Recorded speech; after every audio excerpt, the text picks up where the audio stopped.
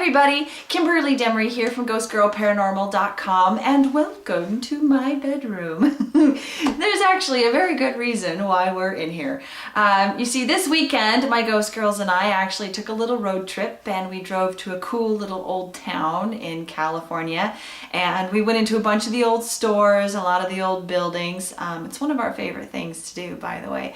And we went to a lot of old antique stores, and we really had a good time talking to the people who work there and who run the place. We would ask them if any of them ever had any paranormal experiences due to any like ghostly attachments to any of the antiques in the stores. Everybody was really nice. They had some pretty cool opinions about it. Some people said no, some people said yes. We actually did come into a really cool antique store that does have a haunting. The store is in a really awesome 100-year-old home, and they have invited us back next month for an investigation. Yay! I'm so excited. But you see, I grew up with antiques. My grandmother owned an antique store, and as far as I can remember, since I was a kid, I don't remember the store being haunted, although we did have a ghost cat. So that does count as being haunted, I guess. But you can kind of see where my love for antiques came from. It started when I was really, really little. Anyway, I love getting antiques. I love buying them. I love looking at them. I am not a hoarder. I do not have a bunch of junk in my house. But I've sort of gotten addicted to a new little thing in antiques. It sort of started with a friend of mine. She's a paranormal investigator as well. She has a great big old house, and she has all these pictures of people who she's not related to on her walls. Beautiful frames, wonderful pictures of all kinds of eras and different clothing. And I just love wandering around her house and looking at all the different pictures. Half of them, people don't even smile. They weren't smiling back in the 1800s or the turn of the century for some very strange reason. So I've started a little collection of my own. These are probably reasons why I'm still single.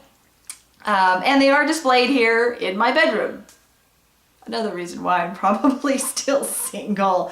Anyway, I've got a really cool antique store located here in Camarillo near my house, and I love just going in there at lunch and seeing what's going on. And one day I came across this beautiful Victorian picture frame. Isn't it lovely? It's velvet, red velvet, and it has these cool little doors, and inside of it is this guy. I have no idea who this guy is, actually. When I first saw it, I thought that he was sort of a fake photo. So while I was there, I hunted around for a picture to put in it, and I found this handsome gentleman. So when I went up to the register, this only cost me 20 bucks, $2. It was quite the deal. I couldn't pass it up. I wouldn't have passed it up anyway. This frame is just so amazing. So when I went up to the counter to pay for it, I had no idea that the lady at the register is actually the daughter-in-law of this gentleman. Yes, this is a real guy. Meet Alfonso Lespanza, everybody. Also meet the same guy. Yes, these are the same people. I had no idea I was picking up the same guy. He's younger here. He's older there. She had just put these pictures out, actually. Sadly, her husband of something like 60 years had passed away only a few months earlier. This is his dad.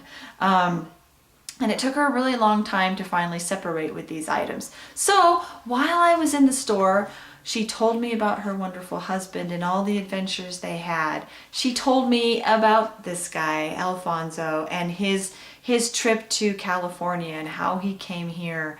It was really interesting that I was the person that stepped into that antique store on that day and bought these two items from that woman. I think it was fate, actually, that I was there. I was meant to buy these. I was meant to listen to her story that day. And it's a day I'll never forget. This is sitting on my dresser. I think of her, I think of him, and I think of that amazing day every morning, actually.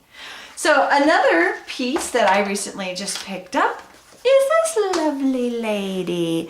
She is a Victorian era. She's got a nice little Victorian dress there and what looks like to be standing sort of near the side of a craftsman style house.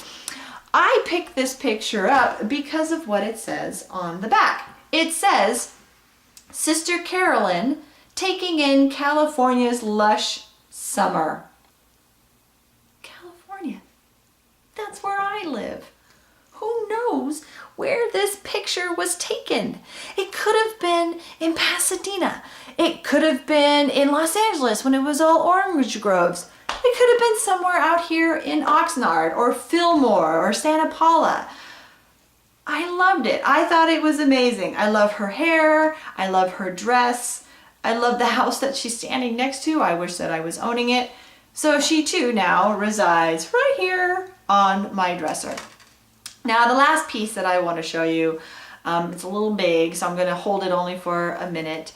But my dad had to help me hang it up in my bedroom, and he said to me, honey, why do you have pictures of strangers hanging in your bedroom? Dad, because the pictures look like this. That's why. Look at these guys. Sorry about the glare, everybody. This is awesome.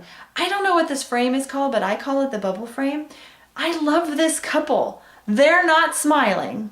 Of course they're not. She actually looks up to be a little bit older than him. I think she's a cougar. I have named them Norman and Jean. I found this in Placerville in an awesome little antique store way out there, like 8 hours away. It cost me a pretty penny, but I couldn't turn it down.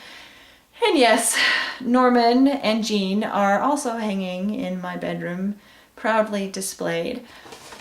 So anyway, buying these sort of photographs and these massive pictures just sort of made me think it's a little sad that someday our photographs, our memories, that beautiful summer day in California could somehow just end up in an antique store.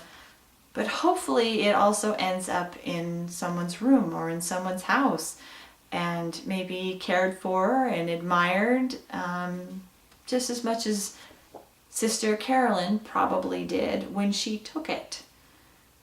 So that's it. That's all I wanted to share. I hope everybody's doing great and we'll talk to you soon. Don't forget to go to ghostgirlparanormal.com and also you can go and meet us on Facebook.